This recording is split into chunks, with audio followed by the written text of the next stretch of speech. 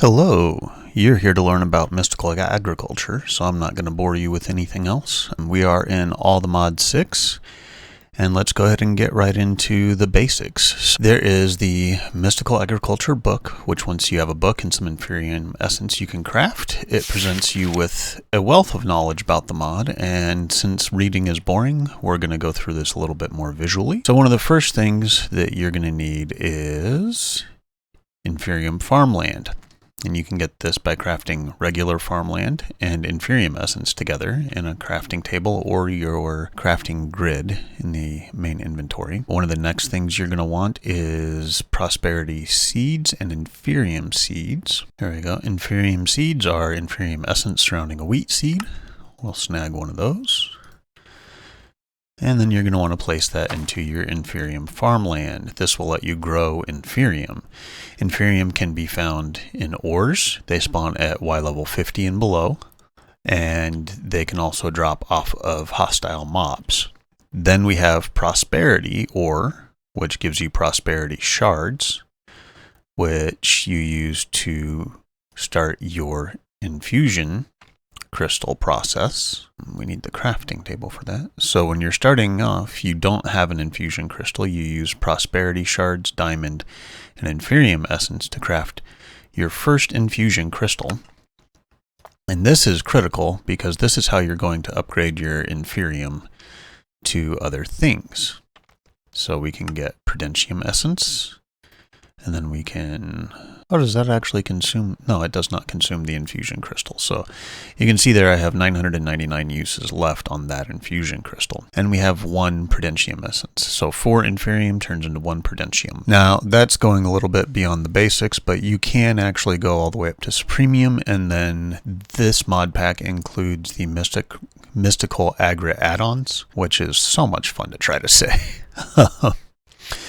But that gives you Insanium, which I've not yet used, so I have no personal experience with that. Once you've got these planted, you can accelerate their growth, and you do that with an Inferium Growth Accelerator. Now this has a range of 12 blocks, and this is very good to have. Oh, but first we need to make our Prosperity gemstone, and then we're going to make a Inferium gemstone, and then we can use that to craft an Inferium Growth Accelerator. So what does range of 12 blocks mean?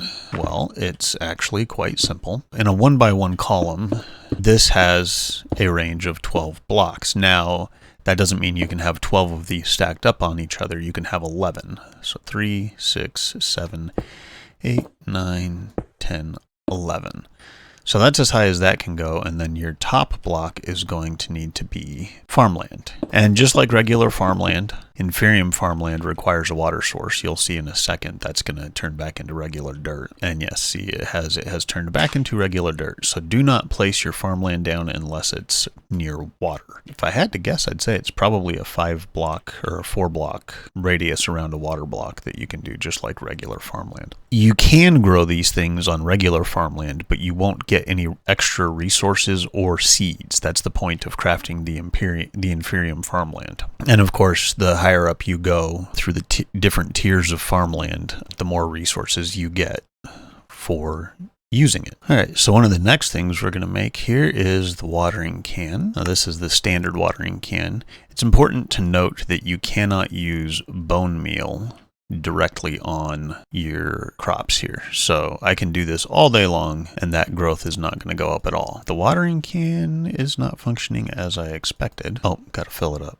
All right, and the watering can does not do much to accelerate growth either. Or maybe it does accelerate growth slightly, but just very, very, very slightly. So it uses manual labor to accelerate growth, which makes it very, very slow. We've covered Inferium Essence, we've covered Prosperity Shards, the Infusion Crystal, Inferium Seeds, the Overworld Ores, the Resource Crops we have not covered yet, so let's do that. Alright, so now we have the Prosperity Seed base. So the next thing we're going to talk about is Infusion Alters. And this gets kind of expensive because we need red carpet, gold ingots, and stone. But once we have the recipe in place, you just need to activate the altar with a redstone signal. Now, the neat thing about this is that it's actually going to show us where to place the pedestals after we place the altar down.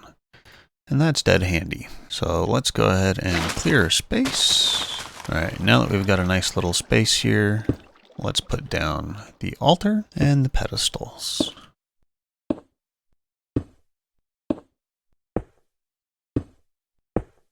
There we go. Now our prosperity base seeds can go there. All right, so this is how we're going to get our first resource seed that is not Inferium. We're going to use stone and Inferium essence in each of the pedestals, alternating all the way around. I don't know if it actually makes that big of a difference, but you can see here, if you look at the recipe, it looks like the stone is on the corners and the Inferium essence is on the sides. So that's what I've gone with here. The prosperity seed base goes in the altar, and then we stand on the pressure plate until we get stone seeds. So now we can plant the stone seeds, and for the sake of time, I am going to go ahead and just give it a bunch of these, and we'll see how quickly that grows. We'll hit it with the watering can too, because why not? All right, so that has given us our first essence, which is just stone essence, nothing tremendously special. And what we would ideally want to do here is place lots and lots and lots of these seeds so that we can start gaining lots and lots and lots of these resources. I think that's going to do it for today's tutorial though, as that does then cover all of the basics, so that I'm not 100% confident, but I'm fairly certain that this will actually produce fertilized essence, which we can then use to make mystical fertilizer, and all manner of good things can come from that. The really great thing about all this, though, is the gear you can get from it. So you've got staffs and hoes and axes and shovels and pickaxes and swords. And when you get all the way up to Supremium, I mean, look at that. That does 24 hearts of damage. This has a mining speed of 25 and a mining level of 5. That's intense. This is where the really good gear is going to come out of doing this. Even if you are just looking at the armor, it's nothing outrageous necessarily until you start getting into Imperium. That gets pretty powerful, and then Supremium is just outrageously geared.